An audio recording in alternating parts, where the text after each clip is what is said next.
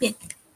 Bueno, vamos a revisar el artículo que lleva por título Bacterias preservadas, una fuente importante de recursos biotecnológicos. El artículo empieza con una pequeña introducción sobre las bacterias, que las bacterias son las que sostienen la vida en nuestro planeta. Se estima que han estado en la Tierra desde hace 2.5 billones de años. A pesar de que, bueno, ya se sabe mucho sobre estas bacterias, pues solamente se conoce el 1% de su diversidad. Se sabe también que estas bacterias tienen características genéticas que han ido evolucionando y que pues se pueden utilizar para fines biotecnológicos. Existen bacterias benéficas que pueden tener uso en la biotecnología, en la agrícola, este, para utilizarse en el área biomédica como bioremediación y también en la parte de la ecología. En este trabajo pues se centra en las bacterias que promueven el crecimiento de las plantas, por ejemplo, que producen y regulan fitohormonas, hacen biocontrol, aumentan la disponibilidad de nutrientes, hacen fijación de nitrógeno, todas estas características que le pueden dar o que tienen una influencia positiva sobre la planta, sobre la morfología y sobre el tamaño específicamente de la raíz de la planta.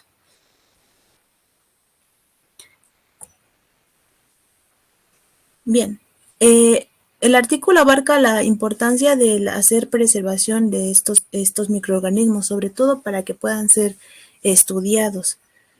En la preservación de microorganismos tenemos una bacteria de interés que debe ser caracterizada y pues obviamente debe ser resguardada para sus estudios, para en un futuro continuar con los estudios. Existen diferentes métodos de conservación de microorganismos. La desventaja es que no es universal, no es como que un método funcione para todas las cepas bacterianas o todos los microorganismos. La selección del método se debe ajustar o se debe seleccionar de acuerdo a la infraestructura del laboratorio y a las características del microorganismo que se desea preservar. Se deben de tomar en cuenta, para hacer la preservación de microorganismos se debe tomar en cuenta o se debe evitar primero la contaminación.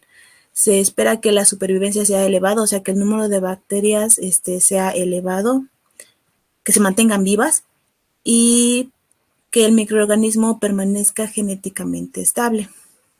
Esto quiere decir pues que conserve todas las características genéticas que nos interesan. La preservación de microorganismos se puede dividir a corto, a mediano y a largo plazo.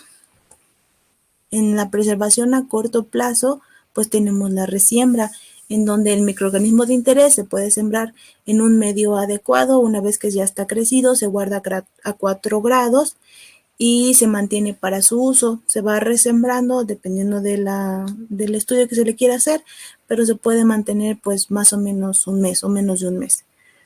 La gran desventaja en la preservación a corto plazo es que puede haber mutaciones y que nuestro microorganismo de interés se adapte al medio de cultivo y entonces podemos generar cepas domesticadas.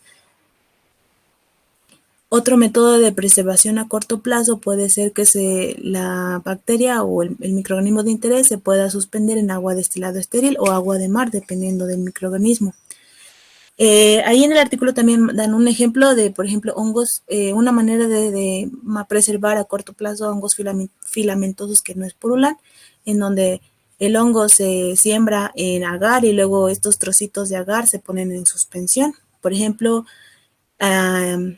este tipo de preservación a corto plazo ya se ha utilizado con P. fluorescens, P. viridiflava, Erwinia, Xanthomonas campestris, Salmonella sp, Yersinia enterocolítica, E. coli, Listeria monocytogenes y Staphylococcus.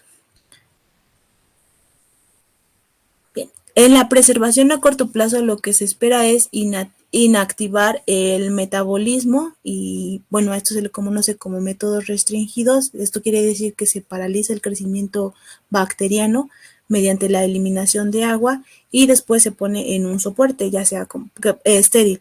Puede ser papel filtro, piedra pómex, turba, bolitas de aginato e incluso sal gorda. Como siguiente método de conservación tenemos la preservación a mediano plazo. Nuevamente, se escoge el método de preservación dependiendo de la infraestructura del laboratorio. es algo que se debe tomar en cuenta. A mediano plazo, pues se hace en un laboratorio que tiene una infraestructura costosa, es decir, que pueda mantener un ultracongelador, que el ultracongelador se mantiene a menos 80 grados Celsius. Para hacer este tipo de preservación, primero se crece el microorganismo, se lleva hasta la fase estacionaria temprana, las células se lavan con una solución tampón y se resuspenden en una solución, pero que ya tiene un protector, al que se le denomina crioprotector. En este tipo de conservación, pues tampoco es universal, se tiene que elegir al crioprotector dependiendo de las características de la cepa bacteriana. No es 100% efectivo, porque a lo mejor el crioprotector no es el mejor, o no está bien seleccionado, entonces puede ser que la bacteria muera. Y en este tipo de preservación, pues también hay mutación. Aquí es importante elegir al crioprotector y pues ya se tienen algunos estudios que vienen resumidos en la tabla 1, son algunos ejemplos de crioprotectores que se han utilizado y pues la gran ventaja de este tipo de preservación es que es rápida y fácil. Y aquí está la primera tabla, que son solo algunos ejemplos de los protectores que se han utilizado para el resguardo de microorganismos bajo las condiciones de congelación. Por ejemplo, dimetilsulfóxido, el DMSO con glicerol, con leche descremada, con sacarosa y que ha dado buenos resultados, dependiendo del microorganismo. Y aquí está la continuación de la tabla, algunas otras mezclas o mezclas de crioprotectores que se han utilizado para el resguardo de estos microorganismos. Finalmente tenemos la preservación a largo plazo. En este tipo de preservación se utiliza la liofilización. La liofilización ya ha sido utilizada para extraer agua de alimentos, para extraer proteínas, extraer sustancias de interés farmacéutico y ahora pues está tomando importancia porque se ha utilizado para preservación de células en estado viable y de dormancia. En este tipo de preservación, se tiene a los microorganismos ya crecidos en suspensión. Estos microorganismos son congelados por medio de nitrógeno líquido. Después, esta suspensión bacteriana, o bueno, ya en estado sólido, es expuesta al vacío. El vacío debe de ser casi absoluto. Y este vacío o esta baja presión provoca la evaporación del hielo, es decir, pasa del estado sólido a vapor sin pasar por el estado líquido. En la liofilización, las células se pueden mantener en viales individuales, ampollas, se tiene que mantener también en condiciones de vacío o incluso se puede aplicar un gas inerte. La gran ventaja en este tipo de preservación por medio de la liofilización es que puede permanecer a temperatura ambiente, entonces ahí se disminuyen los costos pues porque ya no se tiene que mantener en congelación, hay menos energía que se utiliza, entonces se disminuyen costos. Y bueno, se dice que incluso se puede conservar hasta por más de 25 años. Una desventaja nuevamente es que pues no hay un lioprotector universal. No es que un solo protector sirva para todas las cepas bacterianas. Se tienen que evaluar las características de la misma para poder elegir un lioprotector. Y pues para hacer este tipo de preservación, primeramente se debe de explorar la supervivencia a la liofilización para cada caso, o sea, para cada lioprotector. Bueno, aquí les presento algunos lioprotectores que ya han sido utilizados, dependiendo también de la cepa bacteriana. Ya se sabe que los que dan mejores resultados o los que dan buenos resultados son los disacáridos, que protegen a la célula. La teoría es que estos disacáridos sustituyen a las moléculas de agua durante la liofilización y así se mantiene la estructura de la célula.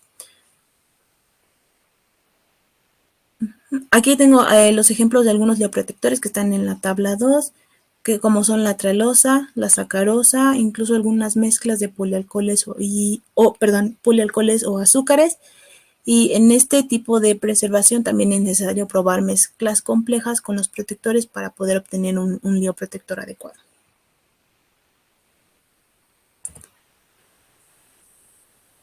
Bien, cabe destacar que pues se tiene que hacer una preservación adecuada de la cepa bacteriana que vamos a estudiar y de esta forma también estamos resguardando el potencial biotecnológico. Gracias a que ya se tienen secuencias de genomas completos en las bases de datos como son la del NCBI, gracias a que estas secuencias están disponibles, facilita el estudio de la genómica y de la proteómica. Por esto también resulta necesario pues desarrollar colecciones de mutantes para poder establecer relación entre los genes y sus funciones. Esto es importante porque la conservación de las mutantes y el método, bueno, la conservación de las mutantes es muy importante y ya se ha utilizado el método de liofilización y que resulta muy adecuado, pues aunque no es el más utilizado. Aquí el artículo nos pone un ejemplo, bueno, como que más es un ejemplo de la importancia de los métodos de conservación. Tenemos un banco de cepas mutantes de Pseudomonas putida KT2440 que está resguardado por congelación y liofilización. Bueno, Pseudomonas putida KT2440 es una bacteria de importancia agrotecnológica e industrial.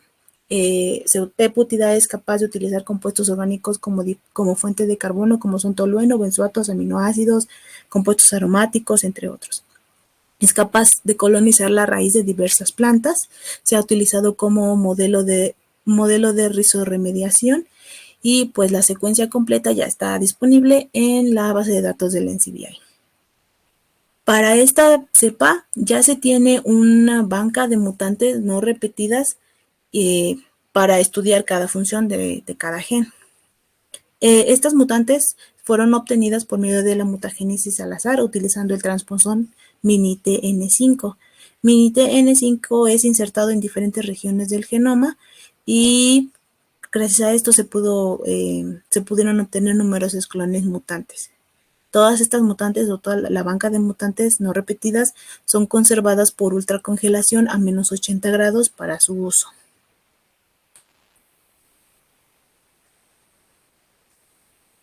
Bien, para hacer la identificación de cada gen se ha hecho por secuenciación mutado utilizando oligos específicos para mini-TN5 y oligos arbitrarios.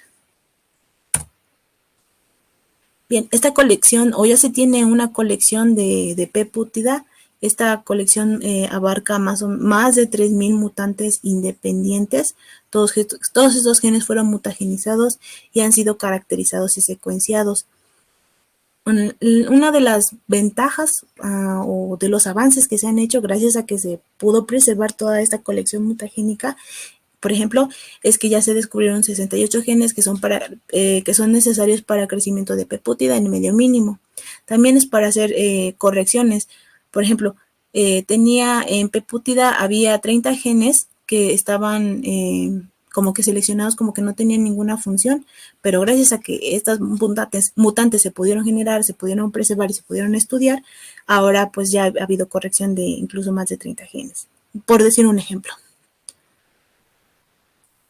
Entonces, bueno, la mutante debe ser preservada y un buen método para preservar estas mutantes es la liofilización. Se han utilizado disacáridos que mantienen la viabilidad por más de 4 años, o bueno, durante 4 años, aunque no se ha evaluado por más tiempo, por eso viene como 4 años.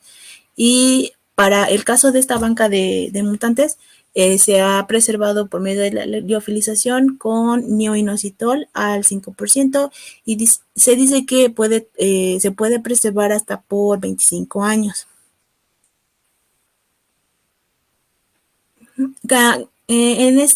Si se utiliza como protector al neoinositol al 5%, pues da una adecuada estabilidad, pero el número de células es menor en comparación con un disacárido.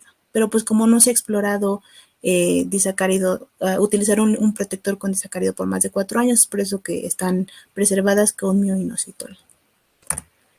Finalmente, como conclusiones, el artículo abarca diferentes estrategias para la preservación bacteriana. La selección del método de preservación depende mucho de la estructura del laboratorio o de la infraestructura del laboratorio y el microorganismo de interés. Se tiene que hacer un estudio de la supervivencia bacteriana a diferentes condiciones de congelación, desecación y liofilización. Si se estudia esta relación de supervivencia, entonces mejor entenderemos la alternativa adecuada para su preservación. El hecho de generar cepas o preservar estas cepas es muy importante porque de manera indirecta estaremos también preservando el valor biotecnológico. El mantenimiento de las características de la cepa bacteriana es primordial, porque de esta manera también estamos manteniendo el potencial biotecnológico. Es también indispensable el estudio de las cepas y de las variantes mutagénicas para poder buscar o estudiar las nuevas funciones de los genes. Bueno, el artículo también menciona que es importante estudiar y ver una manera de cómo se puede resguardar a bacterias que puedan ser viables, no cultivables, es decir, que pueden ser que se mantienen vivas tal vez en condiciones de ambiente, pero que cuando se pasan a un medio de cultivo pues ya no se pueden, ya no crecen, entonces resulta necesario también estudiar eso, cómo se pueden resguardar o qué métodos se pueden utilizar para resguardar este tipo de bacterias, y al avanzar en este estudio pues también da datos, se puede avanzar en el estudio de la metagenómica. Y muchas gracias.